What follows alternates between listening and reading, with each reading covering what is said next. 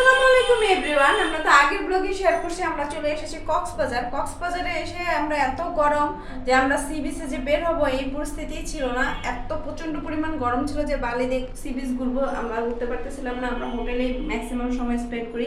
এরপর প্রথমে আমরা আসি কক্সবাজার রেলওয়ে স্টেশনে, যেটা কিছুদিন আগে উদ্বোধন হয়েছে এবং প্রধানমন্ত্রী নিজে উদ্বোধন করেছেন এবং এটা বাংলাদেশের সবচেয়ে সুন্দর আকর্ষণীয় রেলওয়ে স্টেশন বলে বিখ্যাত। সেজন্য আমি প্রথমেই ভাবলাম যে যেহেতু বিচে যেতে পারতেছি না, ইনানিতে যাওয়াও ইম্পসিবল এত রোদ্রে, তাহলে আমরা কক্সবাজার রেলওয়ে স্টেশনটা ঘুরে আসি। এখানে এসে দেখলাম আসলেই রেলওয়ে স্টেশনটা অনেক সুন্দর, পরিষ্কার পরিচ্ছন্ন। ঢাকা যেভাবে নোংরা বা মানে যে অবস্থা থাকে তার চেয়ে অনেক উন্নত এই রেলওয়ে স্টেশনটা।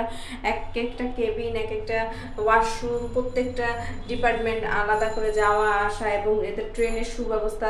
যখন বের হয় প্যাসেঞ্জার তখন এদিক দিয়ে ঢুকতে দেয় না, আরেকটা গেট আছে ঢোকার, মানে সব কিছু একদম নিয়মের মধ্যে, রুলস রেগুলেশনের মধ্যে ওদের করা। এবং এদের পরিষ্কার পরিচ্ছন্নতা এবং প্লেস, টিকিট কাউন্টার সব কিছুই খুব সুন্দর সাজানো গোছানো। মাননীয় প্রধানমন্ত্রীর একটা অসাধারণ উদ্যোগ এবং অসাধারণ তৈরি বলতে পারবো যে এই রেলওয়ে স্টেশনটা আসলে আমাকে মনোমুগ্ধ করেছে। আপনারাও এসে এটা উপভোগ করতে পারেন। আমরা সারাদিন প্রায় হোটেলেই টাইম স্পেন্ড করি এবং সন্ধ্যার পর দিকে প্রায় বিকালের পর আমরা বের হই বিচে, কারণ এত রোদ ছিল যে দিনে আসলে দুপুরে বাচ্চা নিয়ে বের হওয়া ইম্পসিবল ছিল। তাই আমরা বিকালে বের হয়েছি। এই যে সি বিচে আমরা চলে আসছি। এই বিকাল হলো এই জায়গার সৌন্দর্য আসলে সবসময় একই রকম থাকে। পৃথিবীর সবচেয়ে দীর্ঘতম যে বিচটা সেটা হচ্ছে আমাদের বিচ। এটা নিয়ে আমাদের গর্ব করারই মানে সাজে এবং এই বিচে যতই আসি ততই আসতে মন চায়।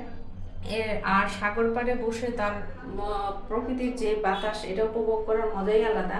আমরা উপভোগ করছি, কিন্তু এখানে অত্যন্ত গরম থাকে। আমরা এখানে কক্সবাজার বেশি দিন স্টে করিনি। আমরা নেক্সট বান্দরবন যাওয়ার প্ল্যান করি এবং বান্দরবনে আমরা কি কি করব, কোথায় কোথায় ঘুরবো তা অবশ্যই নেক্সট ব্লগগুলোতে শেয়ার করব। আর সেগুলোর সাথে থাকার জন্য আমাদের চ্যানেলটা সাবস্ক্রাইব করে আমাদের সাথেই থাকুন। ভালো থাকুন। আল্লাহ হাফেজ।